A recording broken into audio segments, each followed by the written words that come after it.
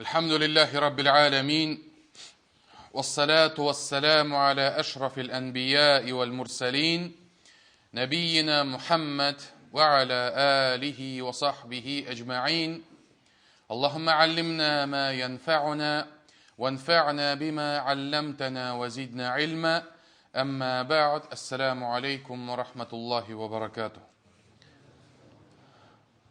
Альхамдулилля, хвала Всевышнему Аллаху, что Аллах Субханаху ва Тааля установил все правила, установил все регуляции, как нам жить в этом мире.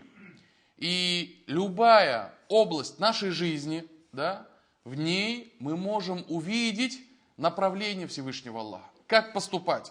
Или же в словах его посланника, саллаллаху алейхи вассалям, как поступать, что делать. Или же, как минимум, Аллах Субханаху ва Тааля даровал нам ключ, как прийти к решению какой-либо проблемы или какого-либо вопроса. И из этих вопросов Аллах Субханаху ва Тааля в Коране указывает нам, каким образом нам поступать, если мы с чем-то сталкиваемся с новым, неизведанным, на что у нас нет знаний относительно вопросов нашей религии. И поэтому Аллах Субханаху ва Тааля в Коране говорит: «Фас'алу ахля зикри ин кунтум ла та'ламун». И спрашивайте обладателей Писания, если вы не знаете. И поэтому в первую очередь верующий сам обязан набираться знаний, учиться, изучать у учителей, у устазов, то есть все, с чем он сталкивается, все, что он делает, будь это намаз, будь это ураза, допустим, собрался на хадж поехать или на умру, изучает хукмы хаджа, умры, закят нужно выплатить, он должен знать, как выплачивается закят. Или же каких-то мирских вопросов. Женится, он должен знать, что будет считаться, или же что нужно сделать, чтобы этот мужчина и эта женщина стали друг для друга мужем и женой. И точно так же семейному человеку нужно знать, когда эта семья может разрушиться. В каких обстоятельствах этот никах может быть дезактивирован, может быть выключен, может расторгнуться этот брак. И поэтому любые вещи, касающиеся нашей жизни, у нас на это должны быть знания. Мы должны изучать, спрашивать, учиться. И альхамдулилля, на это очень много сегодня возможностей. И при этом, если вдруг человек сталкивается с каким-либо вопросом и не знает ответ на этот вопрос, он должен обращаться к тем, у которых есть уже знания относительно этого вопроса. И поэтому ученые говорят, к кому же обращаться? Ученые говорят два качества. Во-первых, чтобы этот человек, устаз, хазрат, имам, ученый, шейх, чтобы этот человек, во-первых, ты был на 100% уверен, что у него есть знания относительно этого вопроса. То, чтобы один человек знал абсолютно все главы, все книги шариата, чтобы обладал полноценными 100% знаниями, такого невозможно. Потому что этими знаниями обладал лишь посланник Аллаха, саллаллаху алейхи вассалям. А все последующие люди, их знания не всеобъемлющие. Но при этом ученые отличаются друг от друга. То, что этот ученый специализируется, допустим, в вопросах исламских финансов, этот ученый специализируется в семейных вопросах, или же этот ученый, допустим, является специалистом в области айбадата и так далее. И поэтому обращаться к тому, у кого знания. Это первое качество. И второе качество, чтобы ты был уверен на своем уровне, что этот человек является человеком богобоязненным. Чтобы он совершал деяния, поступал в соответствии со своими знаниями. Потому что этим самым ты, по крайней мере, защитишь самого себя от того, что этот человек, поступит нечестно, допустим, или фетву даст такую, которую соответствует его страстям и так далее. Поэтому два качества. Знание и богобоязненность. И если же Ты найдешь такого человека, и ты спросишь у него, после этого ходить по другим и искать другой вопрос, другой ответ там и так далее, да, это не является допустимым. Это является уже по сути чем? Это является уже, тут может проследоваться следование своим страстям. Пришел к одному хазрату, к одному устазу, к одному ученому, спросил, задал ему вопрос, он тебе ответил, но его ответ тебе не устроил или тебе не подходит. И, кстати, этот вопрос, эти моменты очень часто встречаются в вопросах развода. На горячую голову миллион раз выкрикивают талак, не могут успокоиться, не могут нормально, рационально решить какой-либо конфликт, да? И она в процессе ссоры, в процессе гнева еще больше подкидывает углей, бензина, керосина, чтобы этот пожар вообще воспылал, да? И он то же самое. Он понимает то, что он сейчас как бы дошел до красной черты, то есть он сейчас взорвется, да? И нет, чтобы рот на замок закрыть, чтобы не сказать чего-то того, что завтра будешь сожалеть. Нет, он наоборот, еще больше, как говорится, идет на поводу у своих эмоций и говорит такие слова, которые завтра оба плачут. А как быть, как поступать? У нас есть общие дети, вроде бы мы, оказывается, друг друга любим. А то, что вчера там было ссора, гнев там и так далее, это просто минутная вспышка ярости, гнева и так далее. И что получается в итоге? Пришел к этому, задал вопрос, он и говорит, нет. Пришел к второму, третьему, четвертому, и таким образом, пока не найдут тот ответ, который их устраивает. Вот это вот и есть самое явное следование своим страстям. И это является запрещенным. И поэтому, когда ты найдешь какого-либо устаза, в знаниях которых ты не сомневаешься, в богобоязненности которого ты уверен, все, уже не ходи по другим. Это первое. И второй адаб, когда ты спрашиваешь у кого-либо из обладателей знания какой-либо вопрос, нельзя ходить потом после этого к другому и сказать, слушай, а вот такой-то, он сказал вот так вот, а ты говоришь вот так. Понимаете? Тут, во-первых, опять-таки, может прослеживаться то, что спрашивающий, он ищет только лишь то, что ему легче, что ему проще, что ему выгоднее.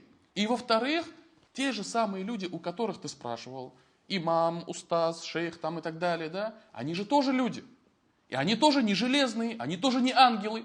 И у них тоже в сердце может зародиться какая-то крупинка зависти, какая-то крупинка недопонимания, какая-то крупинка злобы, да? И ты тем самым будешь способствовать этому. И поэтому ученые говорят, из адабов спрашивания вопросов, касающихся религии, не говорить о том, а вот такой-то сказал так.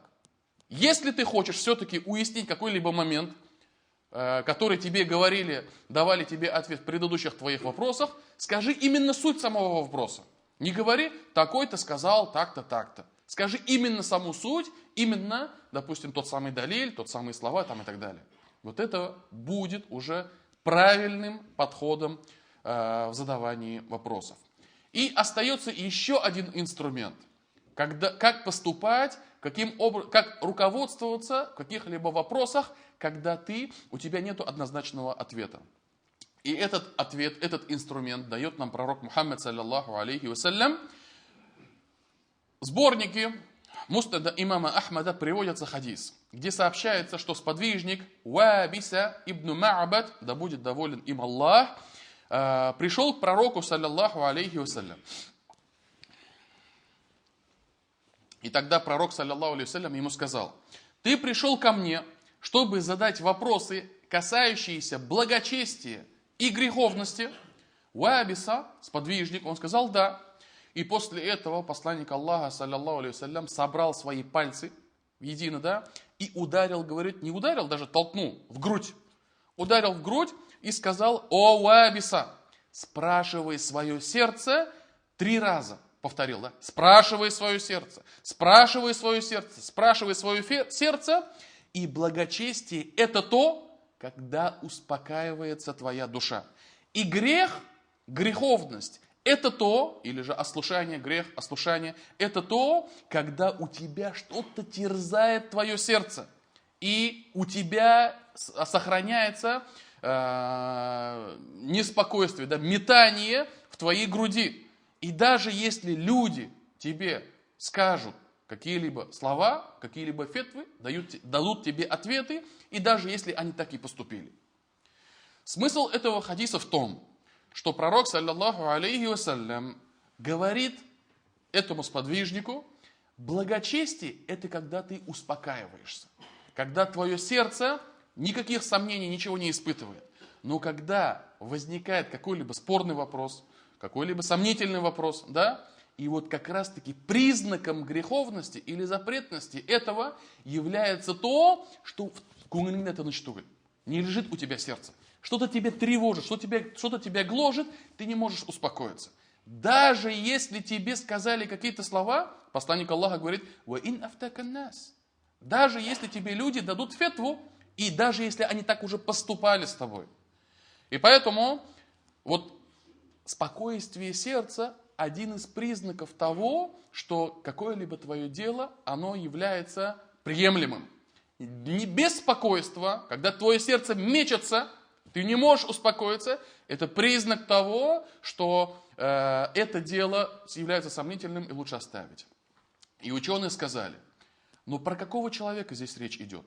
Потому что если взять простого какого-либо грешника, или же неверующего, или же человека далекого от Всевышнего Аллаха, когда он совершает какой-либо грех, у него есть в сердце какое-то терзание? Никакого абсолютно терзания. Он, наоборот, у его сердце спокойно, там, я не знаю, там, на 200%, когда он совершает какой-либо грех. И поэтому ученые сказали, здесь речь не идет не про простого, обычного человека, грешника там, и так далее. Здесь речь идет про праведника.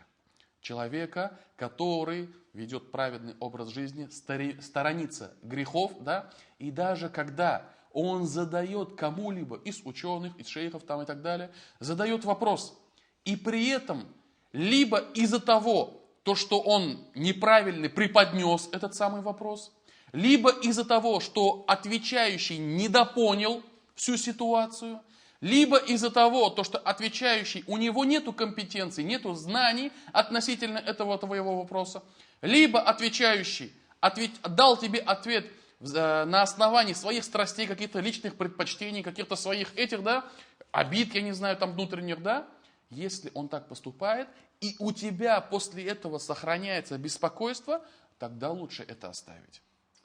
И вот хочу остановиться на один момент.